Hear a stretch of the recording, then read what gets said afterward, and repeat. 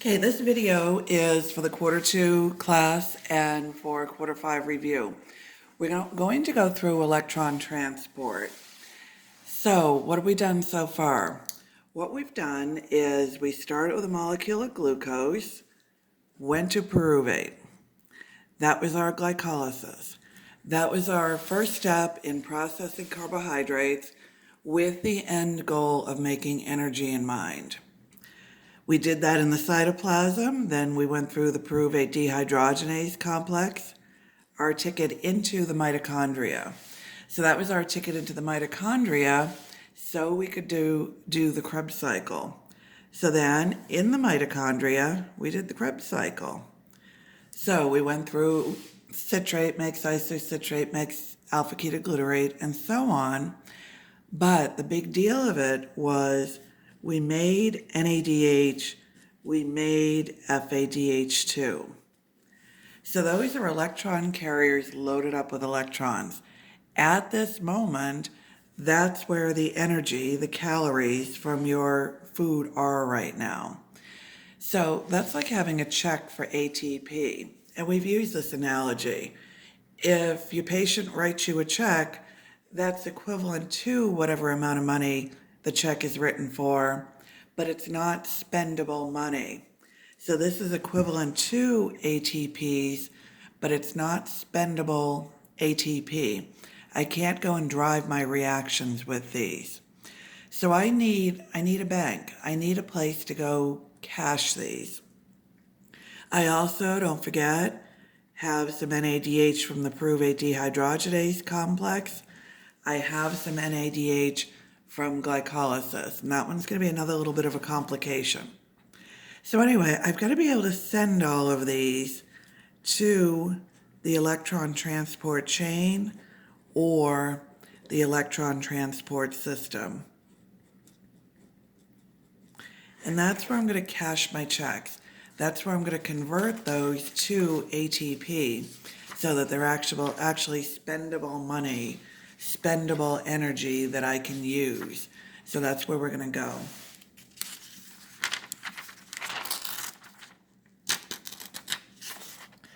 So let's back up and take a look at the mitochondria.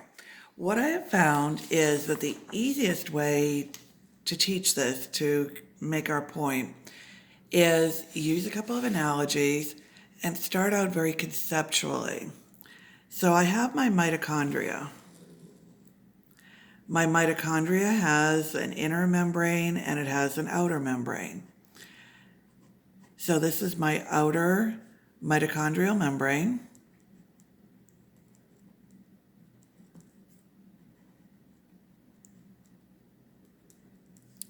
This is my inner mitochondrial membrane.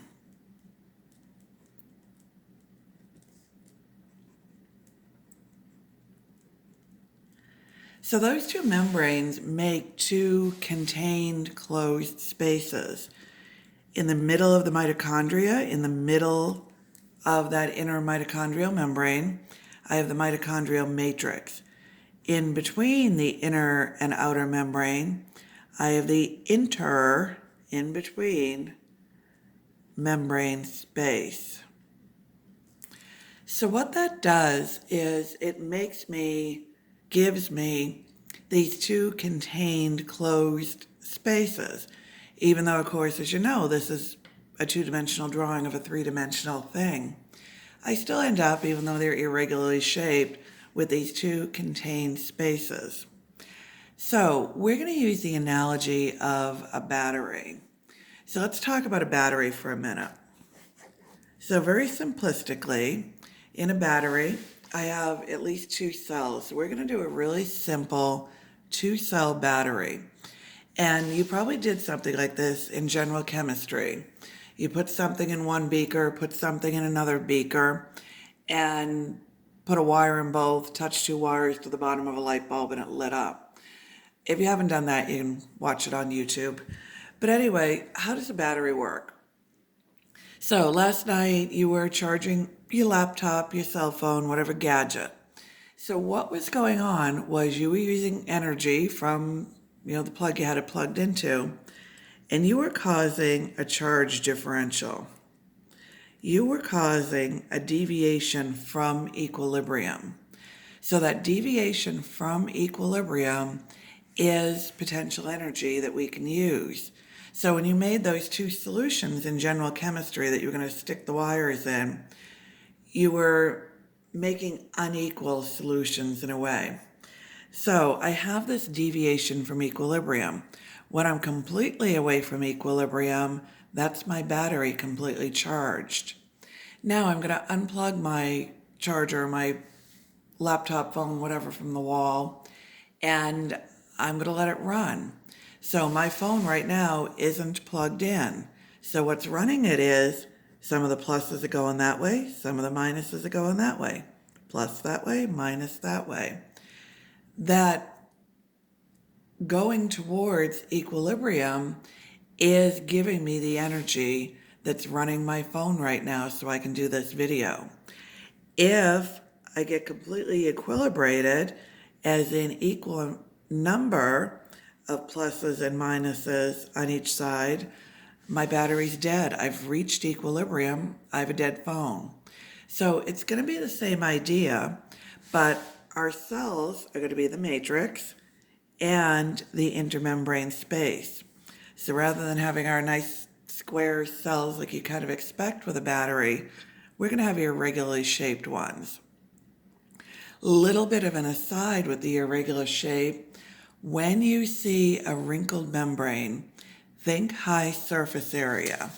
Might be high surface area for gas exchange, like your lungs, for absorbing things, like your intestines.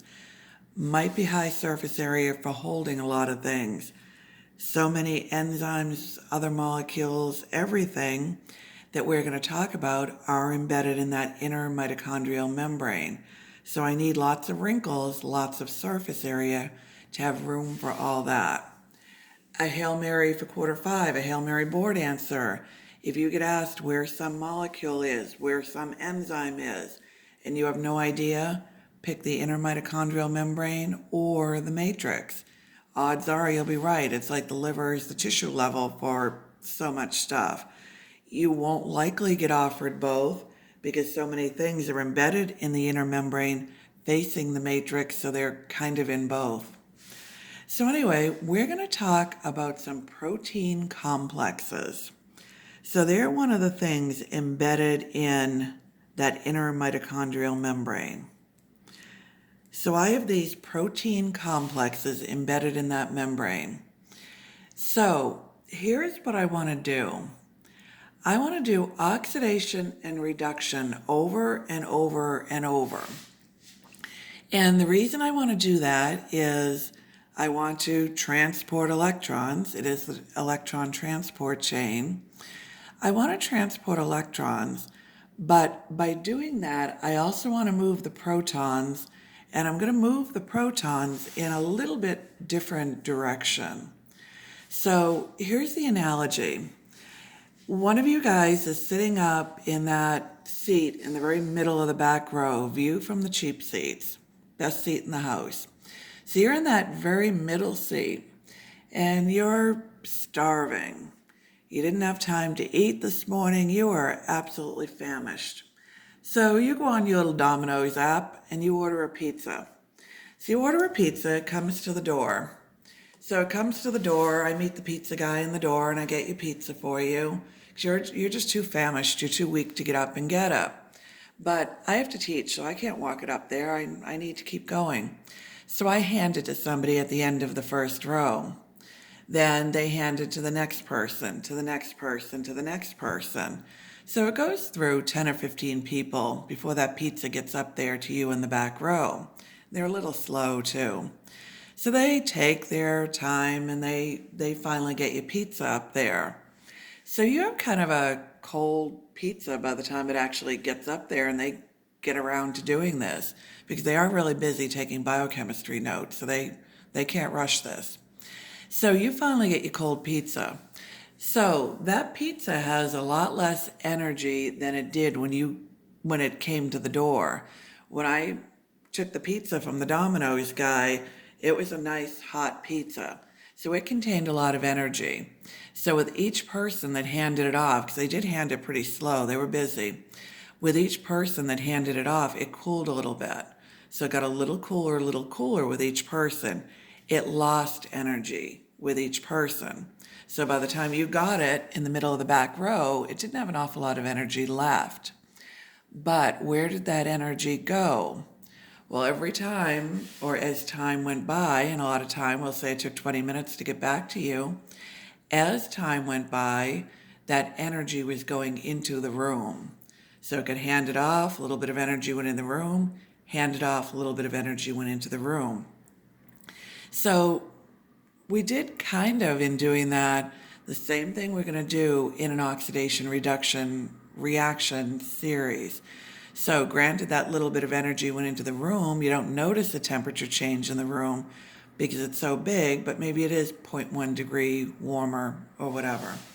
So rather than you guys handing a pizza, we're going to have these protein complexes and they're going to hand electrons.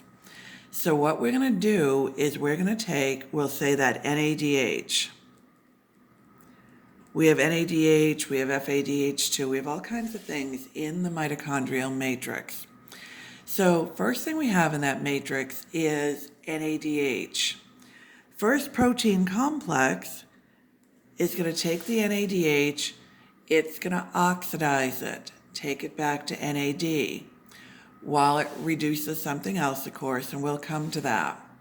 So what is oxidation? Oxidation is losing an electron. So when I lose that electron as the protein complex, I'm going to hand it off to the next protein complex or the next molecule. So it's kind of like I got the pizza in the door from the Domino's guy. When he handed it to me, he lost the pizza. He got oxidized. The pizza's the electron. I got reduced. I got the pizza.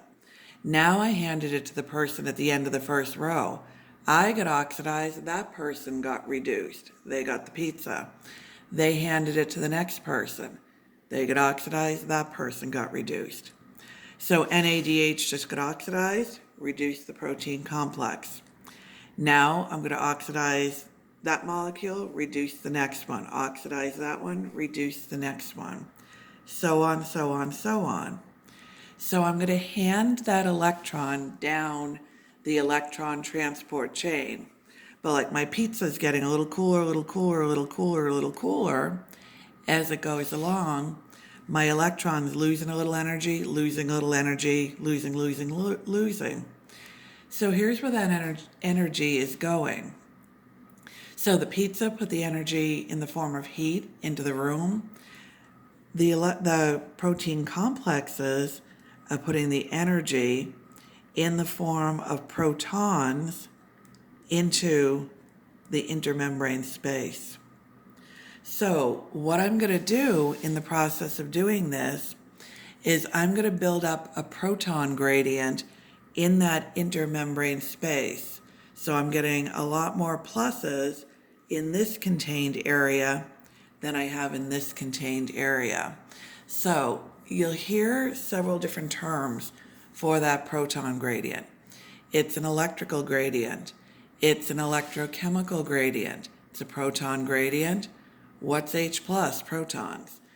What's pH? Well, pH is the negative log of the molar hydrogen ion concentration. There's my hydrogen ions. So you'll hear pH gradient. So any gradient or differential that sounds electrical, electrochemical, pH, that's what we're talking about in the context of electron transport. So I'm going to do that, and I'm going to keep doing that till I get this gradient. So I get this gradient charged up. I have this charge differential now down here. I have a lot more pluses on one side than I do the other. My battery that happens to be my mitochondria, is charged. So now let's go and talk about ATP for a second. ATP, as you recall, is adenosine triphosphate. Adenosine triphosphate. Remember, and we really broke the molecule down back in DNA, but remember doing that, making a big deal about those phosphates. And I want to remind you a little bit of something now with that. Those phosphates are attached in high energy phosphate bonds. When we see ATP, it's always about the energy. Might be about the phosphates, we might not care about the phosphates.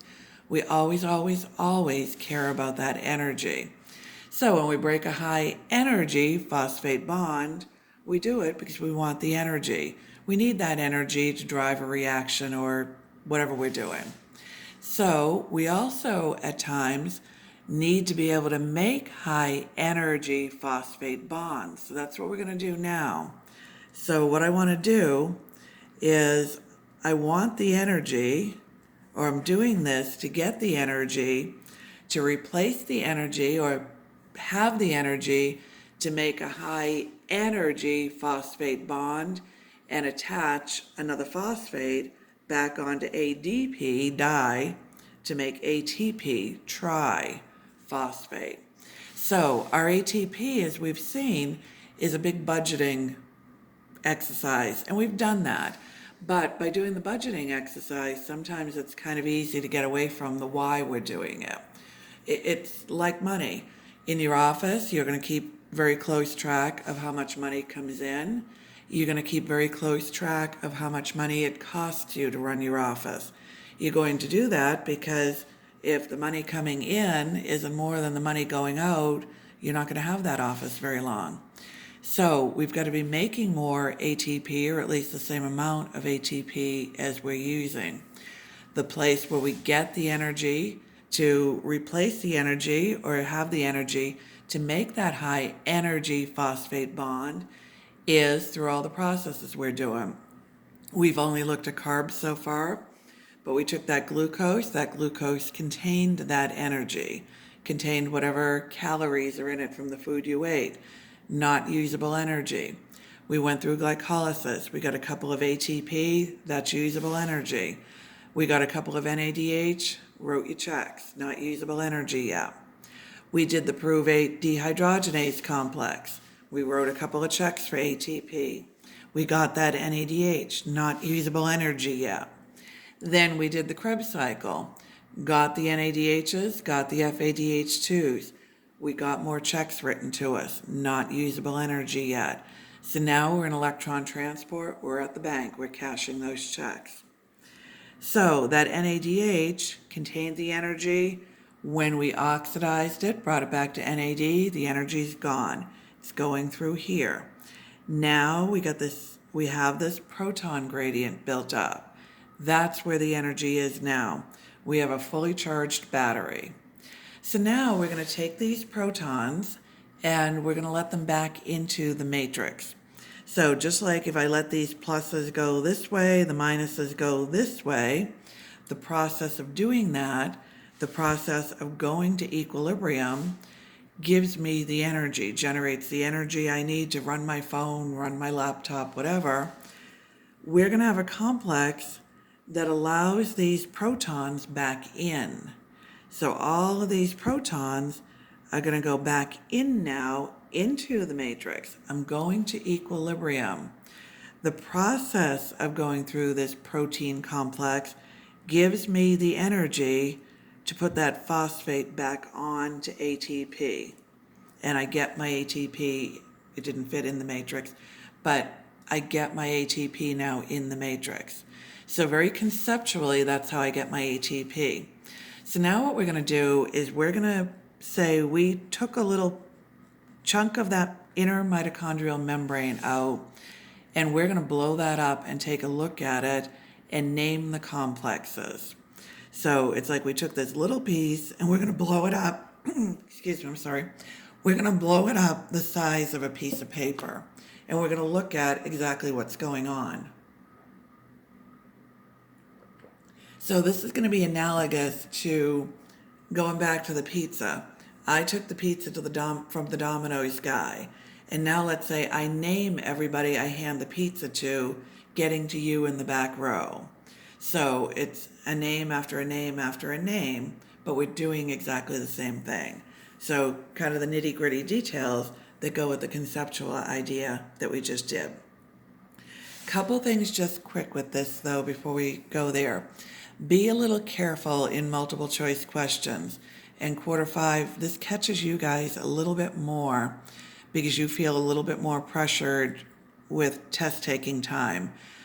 What I will tell you with my midterms and finals in quarter five, half of you have done it in half the time. So don't feel the pressure. And the reason I'm saying this is slow down and read the question. I have an inner mitochondrial membrane. I have an intermembrane space. I have protein complexes building up a proton gradient. This is one of the places where I get a lot of, after the fact, when you look at your test, you'll say, I don't know why I picked that. I read it wrong. I read it wrong. You read it fast. So intermitochondrial membrane, intermembrane space, awfully similar.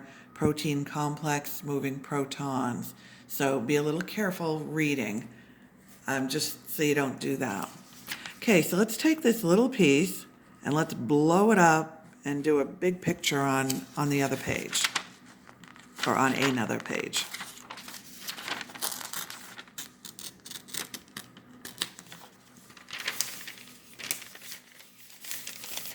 So I've got this little tiny piece now, that little piece of membrane, and I'm going to blow that up. So this is the enlarged view of that little piece of membrane. So I have the matrix on this side, and I have the intermembrane space.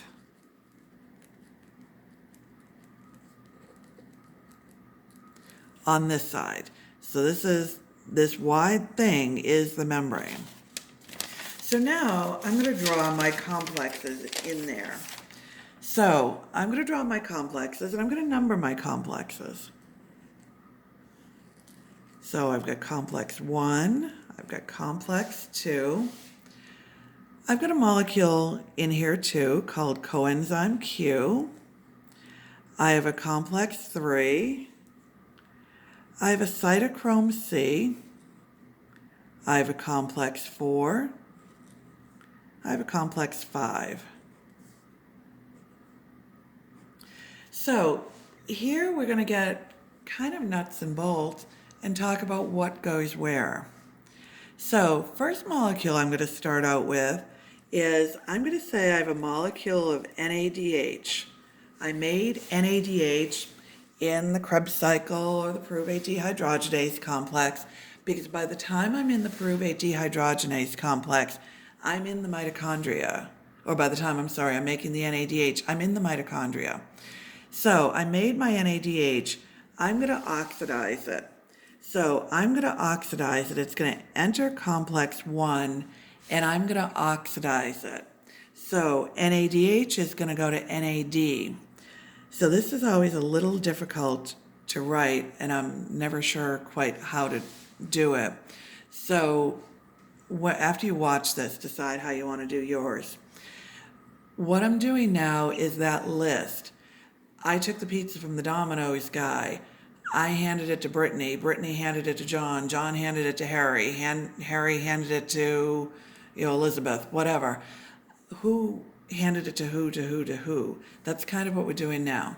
The NADH carried the electrons into the electron transport chain into complex 1. Within complex 1, it handed the electrons to flavin mononucleotide. So FMN is flavin mononucleotide. So if you go in the PowerPoint, you'll see the NADH getting oxidized back to NAD, the flavin mononucleotide getting reduced. So the flavin mononucleotide, though, didn't keep the electrons. It handed the electrons off to an iron-sulfur complex. So all those things are inside complex 1. So it's like I took the first 3 people in my line that I'm handing the pizza, and I called them complex 1, kind of like dividing you guys in sections. Section 1 has multiple people. You guys hand the pizza through section 1 to section 2 or whatever. So that's all happening in complex 1. Notice something here. I didn't write arrows. And the reason I didn't write arrows is the fact that you guys, quarter two, you're going to put your notes away for a year, not look at them. Quarter five, you've done that. You're probably seeing things in there that you're wondering, what was I thinking when I wrote that? I don't want you to get the idea that NADH gets converted to anything, that anything gets converted. So I said two. If these were notes that I was going to put away for a year, I'd probably say hands the electrons to, even though that's a very casual way of saying oxidation reduction. But it would help me, looking at it in a year, remember what I meant here, because you've got to make sure that you know you're not converting any of these things. All of these are staying basically intact other than handing those electrons. So I'm handing the electrons down the chain while I'm putting protons into the intermembrane space. So I have protons, I'm not sure if that got caught in the shadow. Protons are going into the intermembrane space. So the other thing that I made in the Krebs cycle is I made FADH2. I need to be able to get that into the electron transport chain. That goes directly into complex 2. So that goes directly into complex 2, doesn't go to complex 1. So in complex 2, I have FADH2 going in, handing its electrons to an iron-sulfur complex. And again, I mean handing its electrons. This gets oxidized while this gets reduced. This is holding the electrons now. And again, the reactions are all in the PowerPoint, so I won't take the time and write them here. It just makes this longer on you. But if I were you, I'd have the PowerPoint next to the video as you watch it. And I know this is far from ideal conditions, but that's probably what's going to work the best. So now both complex 1 and complex 2, these iron-sulfur complexes, they hand their electrons to coenzyme Q. So they both hand their electrons to coenzyme Q. CoQ is also known as ubiquinone. Be okay with either term. So CoQ is also known as ubiquinone or ubiquinol, depending on whether it's oxidized or reduced. So be okay with either. And again, when I give you guys multiple names for the same thing, I'm not doing it to give you more stuff to learn. Heaven knows that's the last thing I want to do, because I know the volume you have to handle. I'm giving it to you because, especially with boards, you're going to have people from all over the country writing you questions. They might not use the same terminology.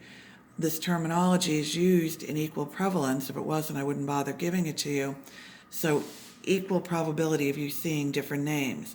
Like the Krebs cycle, remember, is also the tricarboxylic acid cycle, is also the citric acid cycle. Exactly the same thing. So anyway, both of those hand their electrons to CoQ, reduce CoQ, coenzyme Q. But let's notice something here. Really common question to get asked is what goes where, what enters where, what hands its electrons where, things like that. So notice what we have going on. We go from complex 1 to CoQ, then we're going to go to complex 3. We skip 2. NADH or NADH's electrons, protons, everything, all stay away from complex 2. FADH2 skips complex 1, goes right into complex 2. So complex 1 and 2 run parallel, not sequential. Really important that you have that. They run parallel, not sequential. So the electrons, or NADH carrying its electrons, goes into 1. FADH2 carrying its electrons go into 2. 1 and 2 then give their electrons to CoQ, coenzyme Q. Coenzyme Q gives its electrons to complex 3. Complex 3, a molecule in between, and complex 4 are all made up of cytochromes. So go to the PowerPoint and look at the structure of the cytochromes. Cytochromes will have something in the middle, an iron or a copper, that we can oxidize, reduce very easily. So remember Fe 2 plus going to Fe 3 plus, 3 plus to 2 plus, 2 plus to 3 plus, as we put those electrons on or off. So take a look at the structure, and you'll see in the middle the part that we can do that with. Put the electrons on, take them off. So we do that. These three are cytochromes. Complex 3 is made up of a couple of cytochromes. Complex 3 is made up of cytochrome B and C1.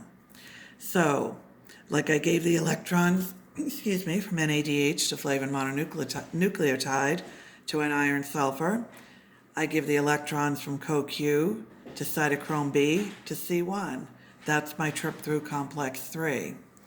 Now, from complex 3 to cytochrome C to complex 4. Complex 4 is made up of cytochromes A and A3. So, we kind of stopped talking about the protons. Let's talk about the protons. Complex 2 doesn't have enough energy to contribute to the proton gradient. So it doesn't move any protons. Moves electrons, but doesn't, moves electrons, but does not move protons. So you can see a multiple choice question written all over that. Complex 3 contributes to the proton gradient. Complex 4 contributes to the proton gradient. So 1, 3, and 4 contribute to the proton gradient. 2 does not have enough energy to do that. So I go down my chain, I'm handing my pizza along. I built up my proton gradient. I built up that gradient, that differential, electrical, electrochemical, proton, pH, whatever. Now, complex 5, complex 5 is the one that uses that proton gradient. Complex 5 is called ATP synthase. So what complex 5 does is it allows all those protons to come back in. If you want to get really picky, the protons are actually going back in between 4 and 5. Any questions that I've seen didn't give you an in-between option. It's where do they go back in, who dissipates the gradient. Be comfortable with the word dissipates. Who dissipates it? 1, 2, 3, 4, 5. You're going to pick 5 for that. So complex 5 allows those protons back in. Allowing those protons back in allows you to make ATP in the mitochondrial matrix. And when you look at it, a lot of diagrams, I didn't do a great job drawing it, but a lot of diagrams will show this like a little turbine, making it look very energetic, I guess. If you watch YouTube videos that are animated, it'll show a little turbine with sparks coming out or whatever, but it drives home the energy point because that's what I need, that's what I'm doing.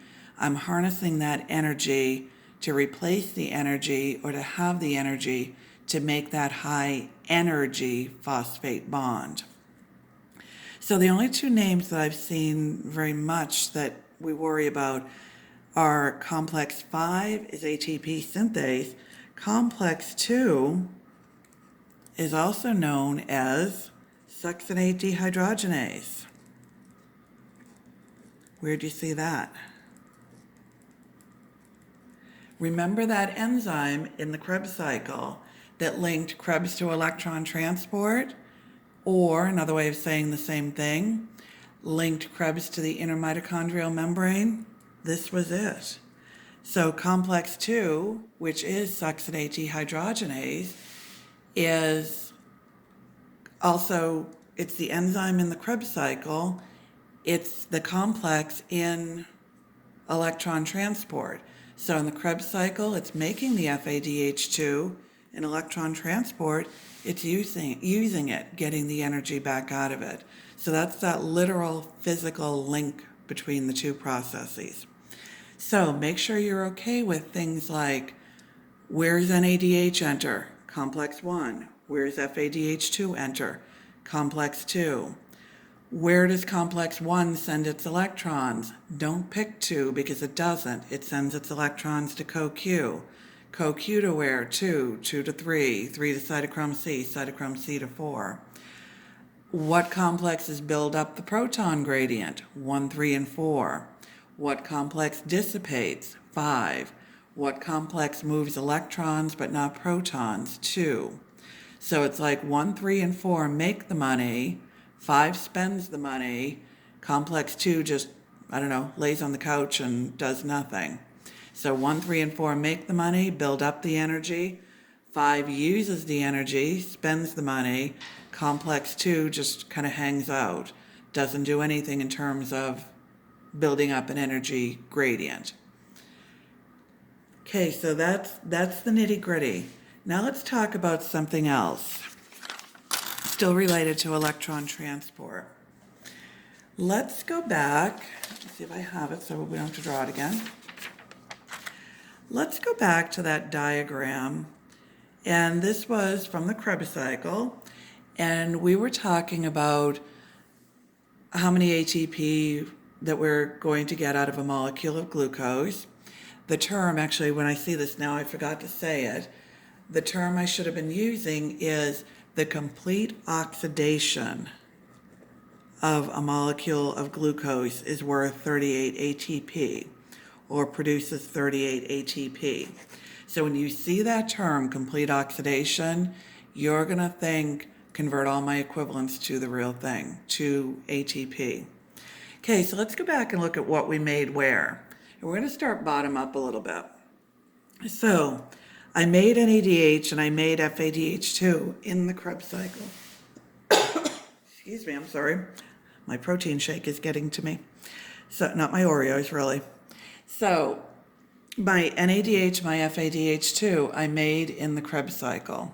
So, where did I do the Krebs cycle? I did it in the mitochondria. So, these molecules, when I made them, were in the mitochondria. The NADH that I made in the pyruvate dehydrogenase complex, I was already in the mitochondria by the time I made those NADH. The NADH I made in glycolysis, I'm in the cytoplasm. So, quarter 5, a little bit of a review. Quarter 2, we'll start talking about this. Quarter 5, where we're going is shuttles. Well, both quarters, where we're going is shuttles. What a shuttle is, it's a mechanism, a way of getting a molecule across the inner mitochondrial membrane. We're a little casual, a little slack in the way we say it. We'll say this molecule or that molecule can't get into or out of the mitochondria. If we're being specific, we mean it can't cross, either going in or going out, the inner mitochondrial membrane. So here's how we handle that. We handle that by using shuttles. So here's what a shuttle is. A shuttle is a couple of reactions that get us across that membrane, and it could be in or it could be out. The first ones we're going to do now are going to be trying to get that NADH in. So what they're going to do is they're going to take that molecule that can't cross, and they'll either convert it into something that can cross, then convert it back to the original molecule because that's what you wanted in the first place, or they'll take off the part that gets you stuck, cross with the rest of it, and get a new one of that part that got you stuck so you get the molecule back. Here's your problem with this. If you're not very much in tune to your what's the point with the shuttles, what you're going to see is I do a reaction, then I undo it and go in a complete circle. So I make something and then I unmake it. So a really common one we'll see is oxaloacetate will go to malate and then back to oxaloacetate. And you look at it, if you're just looking at it cold, and think, what did I just do that for? I made and unmade something. I did nothing.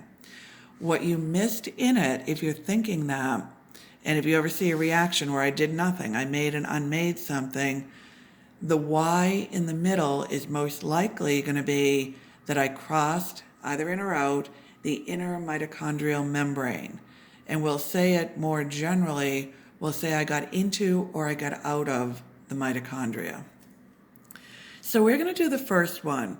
And quarter 5, you've done this. Quarter 2, I would start this. A really common thing to get asked is, here's a list of molecules. All of them but one can or cannot cross the inner mitochondrial membrane. Which one is my one that can out of a list of cannots, or my one cannot out of a list of cans? So be prepared for that, because it's a really nice way. Well, you might not see it as nice being on the answering end of the question, but from the questioning end, it's a really nice way of combining multiple processes in one question. It's a nice way of going past rote memorization. So I really want to discourage you guys from doing that. And I just know quarter 5, some of you guys did that. And you're going to be working harder to catch up now because you don't remember what you memorized. You remember the understanding framework. You guys that took the time to understand it, you're probably appreciating that time now that you spent, even though you might not have at the time, because you have that. You have to fill in the details now. So anyway, that kind of question is a good question for combining multiple things in such a quick, simple looking little question. So I would probably start myself a little list of the molecules that cannot cross and keep thinking about where did I see them, because that helps you with put the pieces together too, which is always, I think, the biggest challenge of this. Okay, so the first shuttle we're going to do, both shuttles, my point is that I made NADH in the cytoplasm, in glycolysis, and NADH cannot cross the inner mitochondrial membrane. So I have NADH in the cytoplasm. We'll go back to this diagram. I have NADH out here. I can't do anything with it out here. I need it in here, and it can't cross here. It can get this far and it's stuck. So I need a way of getting across here. Common to get asked, where is it? It's in the cytoplasm. That's where I'm stuck. Common to get asked, what process did I make it in? I made it in glycolysis. So what I'm going to do, I'll draw my little membrane. I'm going to do what's called the glycerol 3-phosphate shuttle, also known, sometimes you'll see the glycerophosphate shuttle. Exactly the same thing.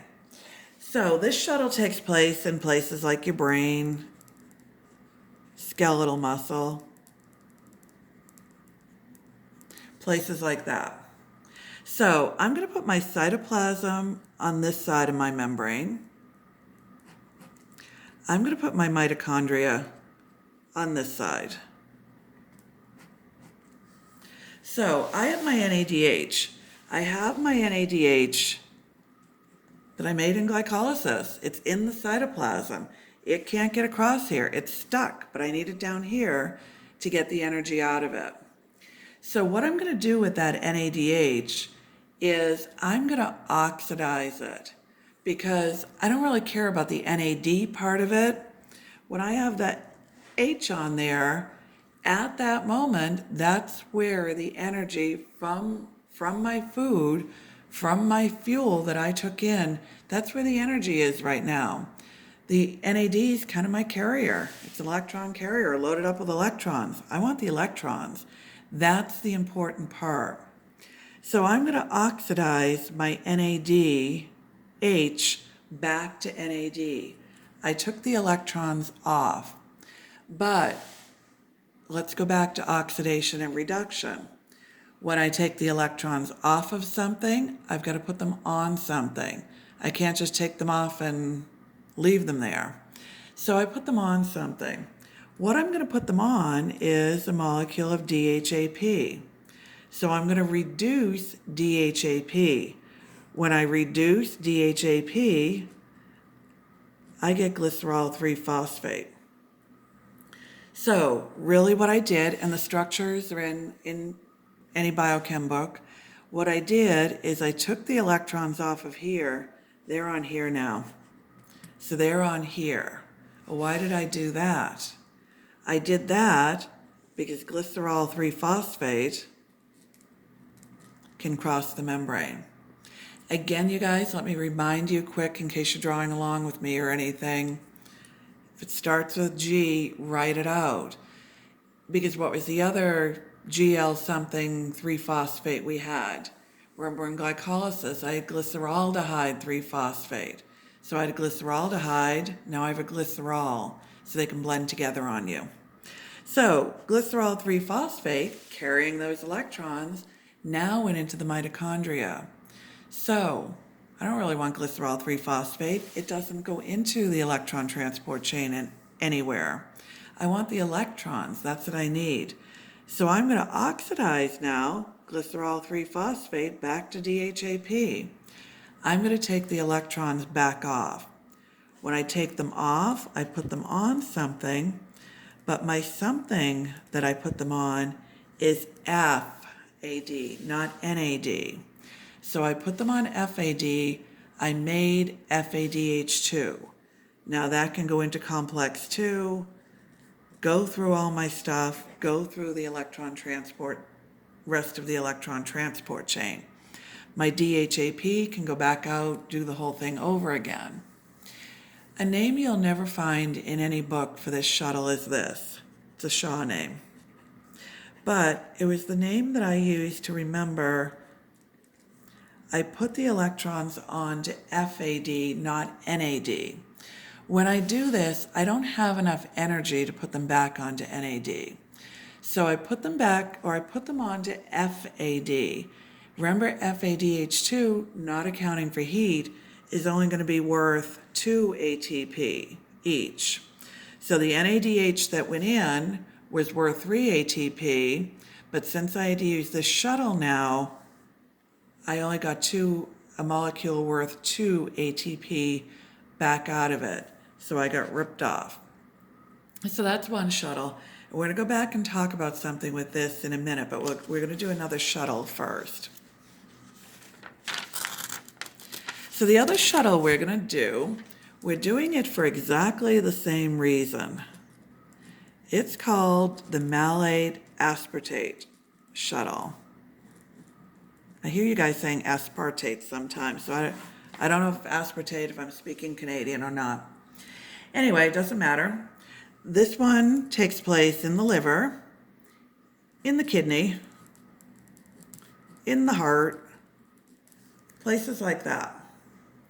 So I'm going to draw my membrane up and down this time just to have more room to work. I'm going to put my cytoplasm on this side. I'm going to put my mitochondria on this side. My problem is still NADH. NADH that I made where? I made it in the cytoplasm. It can't cross the membrane on its own. It's stuck. So I'm going to do pretty much the same thing. I'm going to oxidize my NADH to NAD while I reduce oxaloacetate to malate. And you can add the enzyme malate dehydrogenase if you want. And that's a decision you guys are going to need to make on your diagrams. Do you want every little detail like that, like the malate dehydrogenase? I tend to not in the diagrams that I draw in class because I know you're trying to see them, so I'm trying to keep them less cluttered. You might want that for the reinforcement as you're learning it. Or you might want them less cluttered and keep the emphasis on the thing we're trying to emphasize. Totally up to you, but it's another reason you're doing the diagrams by you, for you. You know what works for you, what you need to see. So those electrons now are on here. They're on the malate. Malate can cross in. So malate can cross. Now I do the last step of my Krebs cycle reaction again. Malate goes back to oxaloacetate. NAD goes to NADH into complex 1. I'm good to go. Even trade. So good to go, even trade, got my NADH back, mission accomplished. The catch in this one, and of course in biochem there's always a catch. The catch in this one is this. I might want that oxaloacetate back out here. Oxaloacetate is something that you're going to put on your cannot list. So what I'm going to do is I'm going to transaminate. Quarter 5, you've done that. I'm going to transaminate oxaloacetate to aspartate.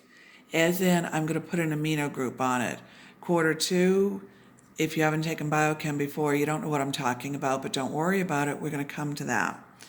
What it is I'm putting an amino group off. I'm turning it into the amino acid aspartate. Aspartate can cross back out. Then, if I want my oxaloacetate, I transaminate again. Quarter 5, don't forget it's a reversible process. I take the amino group back off and I get my oxaloacetate back. So my complication here is not getting something different. My other shuttle, my glycerol 3-phosphate shuttle, I didn't get out what went in, although I got out a very usable energy-containing molecule, just less energy. Here I had that extra step to get back out. Okay, let's talk about one more thing quick. So let's go back to our diagram when we were adding up number of ATP. So back in the notes in the PowerPoints, somewhere, several places, I have the complete oxidation of a molecule of glucose is worth 36 to 38 ATP. And again, we're still using the numbers, not accounting for heat. Well, hang on. We just added up 38 ATP here. But let's think about our glycerophosphate shuttle. What did I do in my glycerophosphate shuttle or glycerol 3-phosphate shuttle? I traded an NADH for an FADH2. When glycolysis per glucose, because we're saying the complete oxidation of a molecule of glucose, we're talking about per glucose and everything we do. Each glucose gave me, in glycolysis, 1 or 2 NADHs. 1 NADH gives me 3 ATP, not accounting for heat, so 2 of them give me 6 ATP. But I'm taking that 3 ATP equivalent molecule and I'm trading it for one that's only going to give me 2 ATP. So 2 NADHs come in from glycolysis. If I'm in the brain, if I'm in the skeletal muscle, if I have to use this shuttle, I trade those 2 NADHs worth 3 ATP each, so for a total of 6 ATP. I trade my molecules that should have been worth 6 ATP for 2 molecules worth 2 ATP each, so I trade them in for molecules only worth 2. So per glucose, I lost the equivalent of 2 ATP. So saying the same thing again. And we go through this several times in class, but I know you can rewind me. So here, if I have to use the glycerol 3-phosphate shuttle, those 2 NADHs become 2 FADH2s. Rather than being worth 3 ATP each, they're worth 2. That changes my 6 to 4, my 8 to 6, and my 36 or my 38 to 36. So when you see the complete oxidation of a molecule of glucose is worth 36 to 38 ATP, here's your difference. Okay, that covers everything with the electron transport chain, and we'll go back and we'll use virtual classroom to answer questions and everything and go over it a little bit more.